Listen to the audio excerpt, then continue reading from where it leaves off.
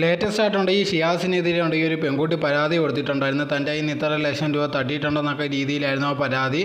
അതിനെക്കുറിച്ചുണ്ട് ഈ ഷിയാസിൻ്റെ അടുത്ത് ചോദിച്ചപ്പോൾ തന്നെ ഇങ്ങനെ പെടുത്താൻ വേണ്ടിയുള്ള ശ്രമം എന്നുള്ള രീതിയിലായിരുന്നു ഷിയാസ് പറഞ്ഞിട്ടുണ്ടായിരുന്നത്. പിന്നെ ഇപ്പോൾ ലേറ്റസ്റ്റ് ആയിട്ടുണ്ട് ഈ ഒരു ഓഡിയോ വെളിയിൽ വന്നിട്ടുണ്ട്. ഇത് എനിക്ക് ഷിയാസ് ഉണ്ട് ആ പെൺകുട്ടിയുടെ അടുത്ത് പണം ചോദിക്കുന്നു, ഇതിനെപ്പറ്റി വേറെ ആരും അറിയണ്ടെന്നുള്ള രീതിയിലൊക്കെ പറയുന്ന രീതിയിലായിരുന്നു ആ ഓഡിയോ ഉണ്ടായിരുന്നത്. അങ്ങനെ ഇരിക്കുമ്പോഴാണ് ഇത് ലേറ്റസ്റ്റ് ആയിട്ടുള്ള ഈ അനുമോളുടെ അടുത്ത് ഈ വിഷയത്തെ പറ്റി ചോദിക്കുന്നുണ്ടായിരുന്നു. കുറച്ച് ദിവസം മുമ്പായിരുന്നു അനുമോളുടെ ഒരു ഇഷ്യൂ ഭയങ്കര വൈറലായിട്ട് പോകുന്നുണ്ടായിരുന്നു. ഈ ഷിയാസ് ഉണ്ട് ഇത് എനിക്ക് ബീഫ് കഴിപ്പിക്കാൻ നോക്കുന്നതിൻ്റെത്.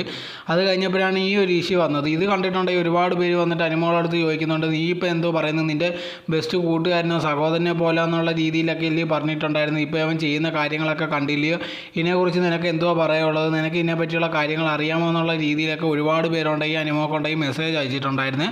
അതിന് മറുപടി എന്നുള്ള രീതിയിലുണ്ടെങ്കിൽ അനുമോൾ ഒരു കാര്യം പറഞ്ഞിട്ടുണ്ടായിരുന്നു, നിനക്കല്ലേ ഇതിനെപ്പറ്റി അറിയാൻ ഭയങ്കരമായിട്ടുള്ള ആഗ്രഹം, നീ പോയി അന്വേഷിക്കും, ഞാൻ ഇത് അന്വേഷിക്കത്തില്ല എന്നുള്ള രീതിയിലായിരുന്നു അനുമോളുണ്ടെങ്കിൽ ഒരു മറുപടി കിട്ടിയിട്ടുണ്ടായിരുന്നത്.